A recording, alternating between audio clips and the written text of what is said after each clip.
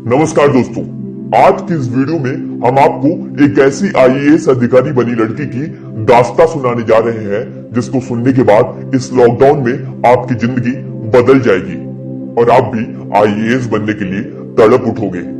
लेकिन उससे पहले ये चंद लाइनें आपके लिए पेश है। रख हौसला, वो मंजर भी आएगा, प्यासे के पास चलकर समंदर भी आएगा। थक कर न बैठ ए मंजिल के मुसाफिर, मंजिल भी मिलेगी और मिलने का मजा भी आएगा। जी हाँ, ये कहानी है एक आईएएस बनी लड़की की। शाम के 5 बज चुके थे। तपस्या जो अपने कमरे में बैठकर यूपीएससी के सिलेबस को पढ़ रही थी। जी हाँ, कमरा भी कुछ यूं था कि उसी में गैस रखे हुए थे, उसी कमरे में खाना बनता था और उसी में सोना, क्योंकि तपस्या के घर में केवल एक ही कमरा था। अब जबकि शाम हो चुकी थी तो तपस्या आदतन अपनी किताबों को रखकर खाना बनाने की तैयारी में लग जाती है। दरअसल तपस्या के घर में केवल 4 लोग थे। एक उसके पिता जो ऑटो चलाते थे और 2 छोटे भाई। इस प्रकार घर की सारी जिम्मेदारी तपस्या के कंधों पर थी। अब रात हो चुकी थी। तपस्या ने अपने छोटे 2 भाइयों को खाना खिलाकर सुला देती है और पापा के इंतजार में लबासना आईएएस ट्रेनिंग मसूरी की वीडियो देखने लगती है। तभी अचानक सुनील, जो कि तपस्या के घर के बगल में रहता था, दौड़ता दौड़ता तपस्या के पास आता है और बोलता है, तेरे पापा को पुलिस वालों ने थाने में बिठा रखा है और पुलिस यह भी नहीं बता रही है कि उन्होंने तेरे पापा को क्यों पकड़ा है। इतना ही सुनते तपस्या घबरा जाती है और अब उसे ये समझ नहीं आ रहा था कि वह करे तो क्या। देर रात हो चुकी थी और यदि तपस्या सुनील के साथ पापा को छुड़ाने थाने जाती तो उसके छोटे भाई घर पर अकेले हो जाते हैं। तपस्या ने दिल पर पत्थर रखकर भाइयों को कमरे में लॉक कर सुनील के साथ थाने जाने को तैयार हो जाती है। तपस्या जैसे ही थाने पहुंचती है उसकी नजर अपने पापा पर पड़ती है, जिन्हें पुलिस वालों ने इस कदर टॉर्चर कर 3rd डिग्री दिया था कि मानो वो कोई आतंकी हो और पिता तपस्या को देख गले लगाकर रोने लगते हैं। तपस्या सुनील के साथ झट ही थानेदार साहब के पास पहुंचती है और पूछती है कि आखिरकार उसके पापा ने किया क्या है और उन्हें इतना क्यों मारा गया है। थानेदार अपनी वर्दी का खौफ दिखाते हुए तपस्या पे भड़क उठते हैं, लेकिन तपस्या भी उन आम लड़कियों की तरह नहीं थी। उसे भली बात मालूम था कि उसके अधिकार क्या क्या हैं। आखिरकार तपस्या थी तो आईएएस की तैयारी करने वाली छात्रा, जिसे पूर्णतः कानून के सामान्य नियम मालूम थे। और इस प्रकार तपस्या थानेदार साहब से फिर से आग्रह करती है कि मुझे यह पूरा जानने का अधिकार है कि आप मेरे पापा को क्यों बंद कर रखे हैं। इस पर थानेदार तपस्या को धक्के देकर बिना कुछ बताए थाने से बाहर निकलवा देते हैं। तपस्या को कुछ समझ नहीं आ रहा था और वहां कोई यह बताने को तैयार भी नहीं था कि वे उसके पिता को क्यों लेकर आए हैं। तपस्या रोते रोते घर चली आती है।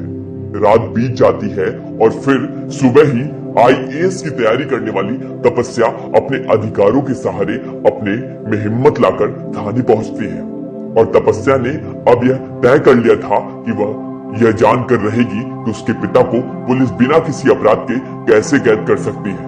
तपस्या बिना डरे तेजी से थानेदार के पास जा पहुंचती है और बोलती है कि 15 घंटे से अधिक हो चुके हैं, आपने बिना कोई एफआईआर या प्राथमिकी दर्ज किए बिना मेरे पिता को किस आधार पर अपनी कस्टडी में रख सकते हैं। थानेदार के कानों में तपस्या की यह बात पहुंचते ही खलबली मच जाती है और अब तपस्या यहां भी नहीं रुकती, बल्कि वह थानेदार को यह भी बताती है कि आप जैसे पुलिस वालों का यह उत्तरदायित्व बनता है कि आप अपराधी को पकड़कर उसे उसके किए गए अपराध की जानकारी दें और अपराधी पर एफआईआर दर्ज करने के 24 घंटे के अंदर जिला मजिस्ट्रेट के सामने पेश करें। तपस्या की यह बात सुनते ही थानेदार गुस्से से लाल हो जाते हैं और तपस्या को आईपीसी की धाराओं की पावर दिखाकर हड़काने की कोशिश करते हैं। तपस्या यह जान चुकी थी कि थानेदार अपनी पावर का गलत इस्तेमाल कर उसके पापा और उसे फंसा सकता है। अब आईएएस की तैयारी करने वाली तपस्या हल्की पड़ गई। तभी तपस्या को उसी थाने के एक भले आदमी ने यह बताया कि दरअसल तुम्हारे पापा ने कुछ भी नहीं किया है, कोई अपराध नहीं किया है। उसने बताया कि थानेदार तुम्हारे पापा को सिर्फ इसलिए पकड़ा है क्योंकि पिछले महीने विधायक जी की रैलियों में तुम्हारे पापा की गाड़ी विधायक जी के कुछ लोग ले जाना चाहते थे, लेकिन तुम्हारे पापा ने मना कर दिया था। तो अब जीतने के बाद विधायक जी अपना बदला ले रहे हैं। ये सुनते ही तपस्या जमीन पर गिर जाती है और सोचती है कि इतनी छोटी बात के लिए कोई कैसे पुलिस का गलत इस्तेमाल कर सकता है। उस भले आदमी ने तपस्या को यह भी बताया कि थानेदार ने अभी तुम्हारे पापा के खिलाफ कोई मुकदमा या एफआईआर दर्ज नहीं किया है। यदि थानेदार को 15,000 रुपए लाकर दे दो तो वह तुम्हारे पापा को छोड़ देगा। अब तपस्या परेशान हो गई और सुनील के साथ घर जाकर 15,000 का इंतजाम करने लगती है। तपस्या अपनी सेविंग के सारे पैसे निकाल लेती है जो उसने आईएएस परीक्षा के टेस्ट सीरीज के लिए रखे थे और वह झट से थाने पहुंच जाती है और थानेदार साहब के एक करीबी की मदद से थानेदार साहब तक 15,000 रुपए पहुंचा देती है और थानेदार तपस्या के पिता को वार्निंग देकर छोड़ देता है। 32 घंटे बिना अपराध किए पुलिस कस्टडी में रहे तपस्या के पिता घर आ जाते हैं, लेकिन तपस्या यह समझ गई थी कि उसने अपनी जिंदगी का पहला अपराध कर दिया है, वो भी पुलिस थानेदार को रिश्वत देकर। वह बार बार रोती रही कि आखिरकार यूपीएससी की तैयारी में जो कायदे कानून, अधिकार, संविधान हम पढ़ते हैं, क्या उसका कोई महत्व नहीं। यह सोच तपस्या खूब रोती है और ठान लेती है कि एक आदर्श कानून व्यवस्था बनाने के लिए वह आईपीएस बनेगी। उस घूसखोर थानेदार ने तपस्या की जिंदगी को एक अलग दिशा दे दी थी। अब तपस्या यूपीएससी की तैयारी में जोरों से लग जाती है। उसने अपने पिता को यह भरोसा दिलाया कि पापा आपके खोए हुए सम्मान को मुझे वापस लाना ही है। पिता को यह थोड़ा भी नहीं मालूम था कि आईएएस आईपीएस बनते कैसे हैं, लेकिन इंटरनेट के इस युग में उनकी बेटी तपस्या को सब कुछ पता था कि तैयारी कैसे करनी है।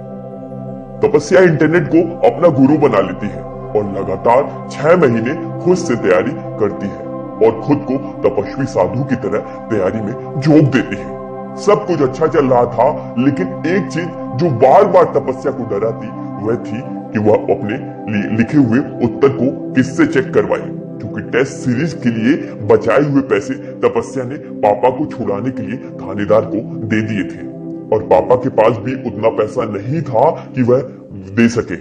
ऐसे में तपस्या ने टॉपर्स की कॉपी को लगातार बार बार देखा और उनकी कॉपियों को देखकर अपनी गलती सुधारी और इस तरह से बिना किसी टेस्ट सीरीज को ज्वाइन किए तपस्या यूपीएससी की परीक्षा देती है और एग्जाम में तपस्या की तपस्या रंग लाती है और वह पहले ही प्रयास में यूपीएससी में 38वीं रैंक लाकर इतिहास रच देती है।